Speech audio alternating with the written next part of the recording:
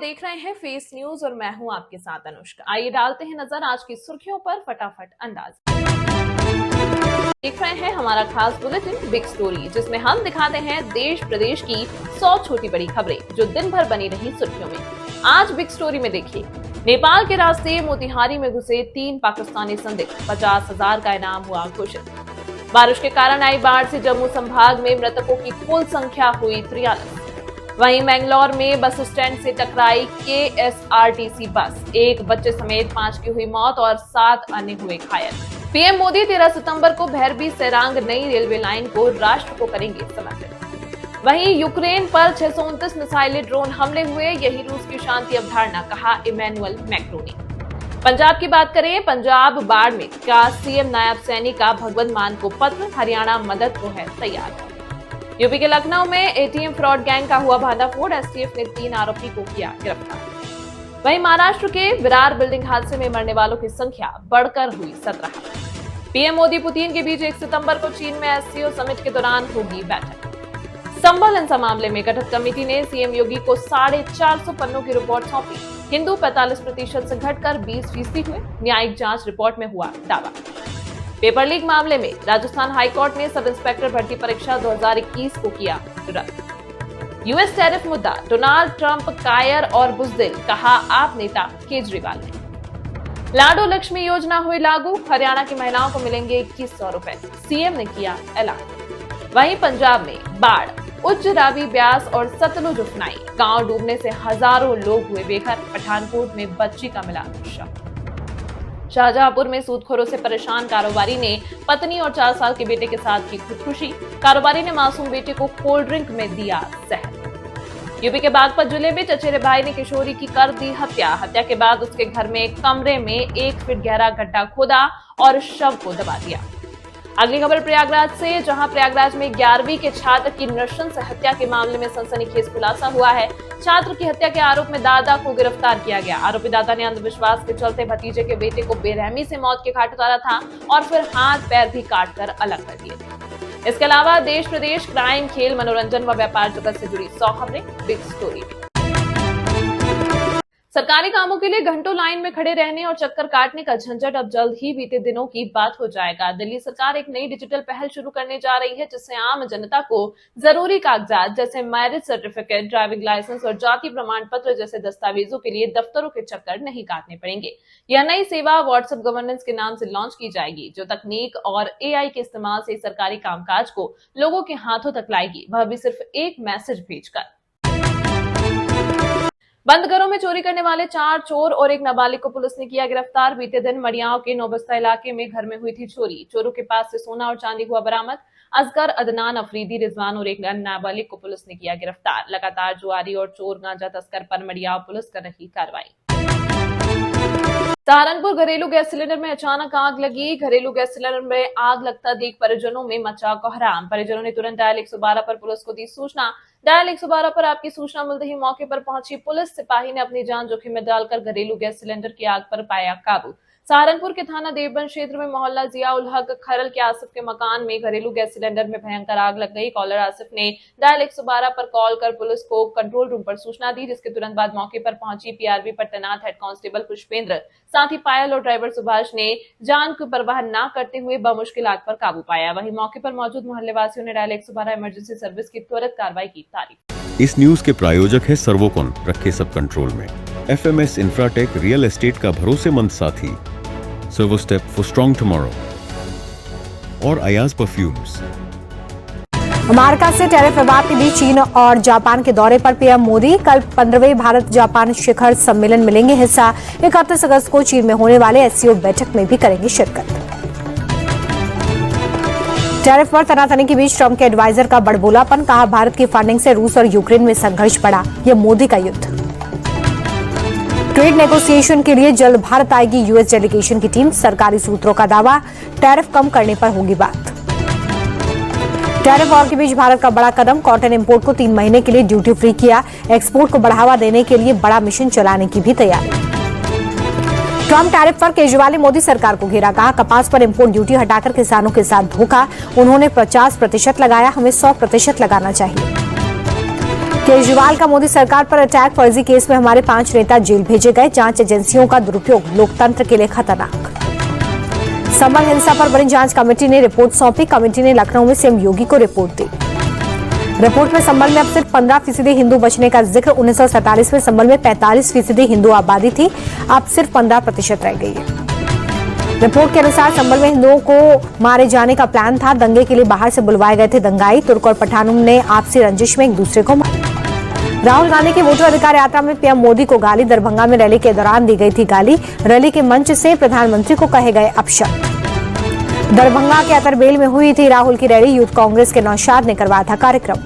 होनी चाहिए कांग्रेस के मंच से पीएम मोदी को गाली पर बीजेपी आक्रामक, संबित पात्रा बोले कांग्रेस गाली वाली पार्टी, बिहार की जनता ऐसी भाषा का देगी जवाब।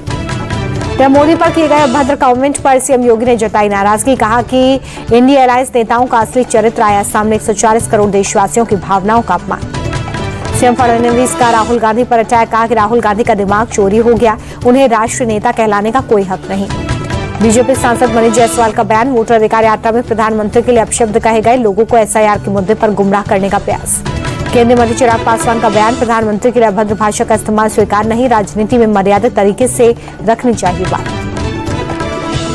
बीजेपी के आरोपों पर कांग्रेस प्रवक्ता पवन खेड़ा ने किया पलटवार, कहा किसी का अपमान करना हमारे डीएनए में नहीं। को गाली देने के मामले में कार्यक्रम के आयोजक मोहम्मद नौशाद ने माफी मांगी, कहा कि किसी ने अपशब्द कहा तो माफी मांगता हूं, किसी ने मंच से गाली दी तो गलत किया।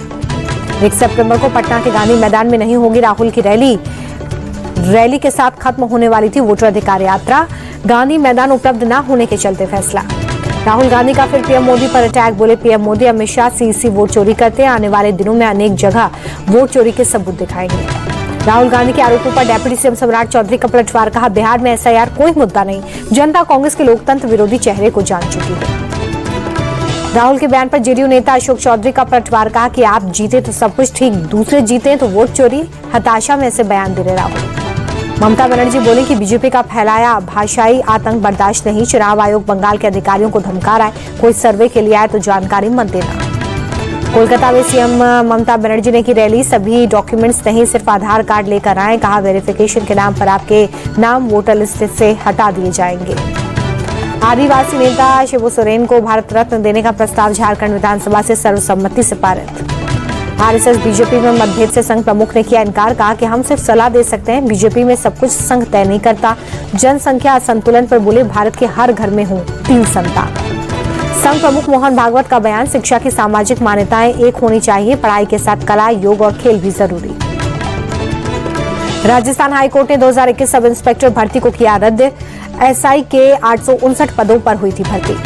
पेपर लीक मामले में आरपीएससी के 2 मेंबर सहित 122 लोग अरेस्ट, अदालत ने फिर से एग्जाम कराने का आदेश दिया। जम्मू में मकान, दुकानें और इमारतें क्षतिग्रस्त, ड्रोन से तस्वीरों में तबाही दिखी। बाढ़ के चलते जम्मू के गांव में हालात बदतर, कई गांव रातों रात डूबे, जान बचाने के लिए लोगों ने छतों पर आसरा लिया। जम्मू की तवी नदी में उफान, नदी के तेज बहाव में पुल बहा, आसपास के इलाकों में खतरा। जम्मू में बिगड़ते हालात के बीच वायुसेना भी राहत बचाव कार्य में जुटी, C-130 विमान राहत सामग्री लेकर पहुंचा।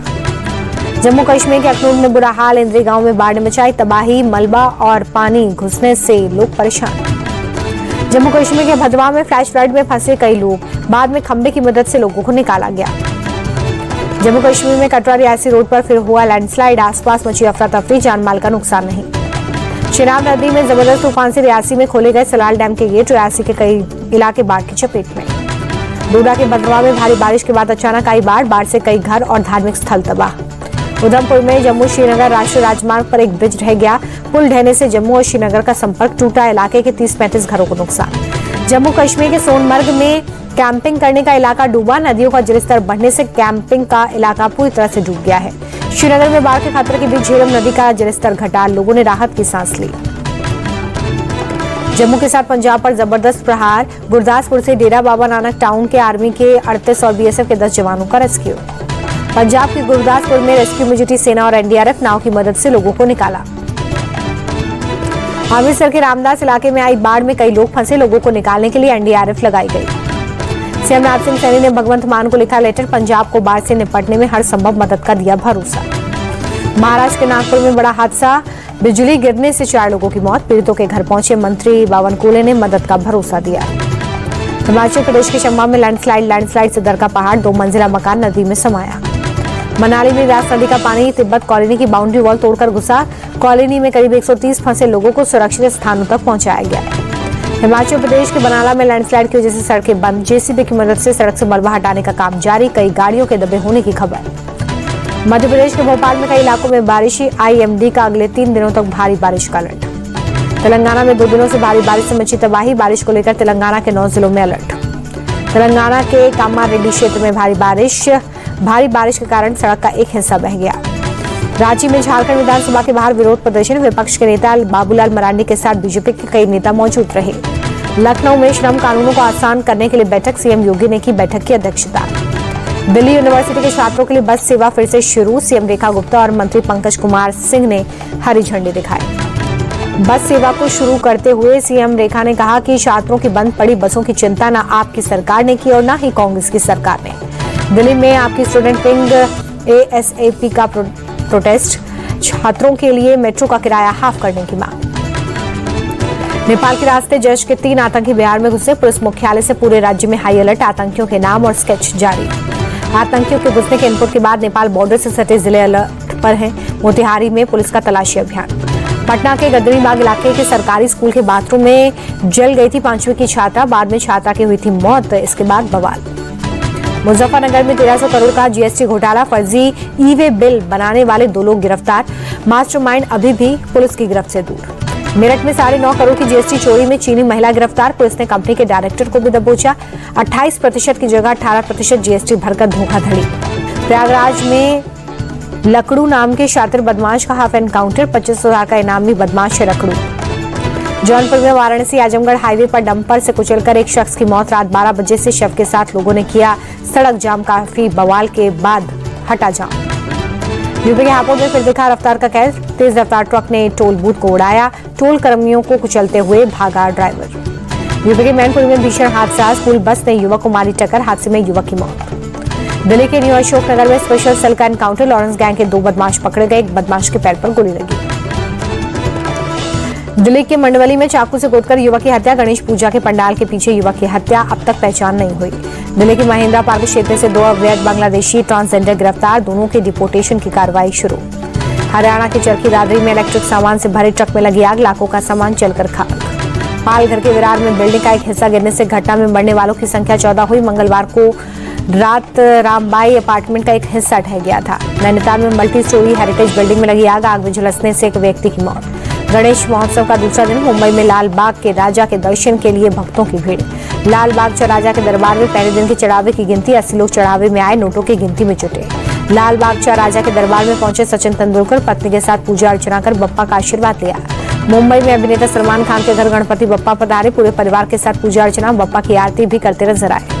गणेश चतुर्थी पर बीजेपी नेता विनोद तावड़े के घर पहुंचे सीएम फडणवीस, पूजा अर्चना कर लिया आशीर्वाद। गणेश चतुर्थी के दूसरे दिन पुणे में दिखा भव्य नजारा, श्रीमंत दगड़ू सेठ हलवाई गणपति मंदिर के सामने जुटी 31,000 से ज्यादा महिलाएं, किया गणेश अथर्व शीश का पाठ। टैरिफ विवाद के चलते शेयर बाजार में सुनामी, सेंसेक्स 705 अंक टूटा, निफ्टी भी 211 पॉइंट पर धड़ा। भारतीय रुपए में नहीं पड़ा टैरिफ के प्रेशर का असर, 6 पैसे के उछाल के साथ 87 रुपए 63 पैसे पर बंद।